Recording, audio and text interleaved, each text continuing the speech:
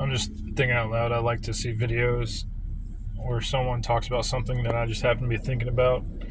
Sometimes it feels good to be surprised by similar thoughts, but just want to throw this out there. My kids and I were watching this movie. Is just like a kind of a boring movie, but it had some different types of leaderships in the movie. So I just asking my kids just to stimulate conversations like, what kind of leader y'all think's best? What's the difference between a natural born leader and an actual, or like a natural born leader and someone who's like in a workplace, a leader?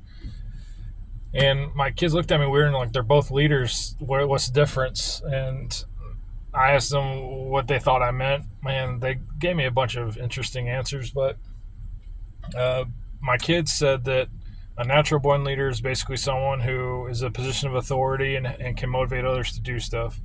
I said, yeah, I mean, that can be true. But what I was talking about was a natural born difference between a natural born leader and someone who is at a position of authority and leads people is a natural born leader could do that position of authority without the authority. So if someone were to go outside work and ask people to do the same thing, they would he or she would be able to convince them to do it.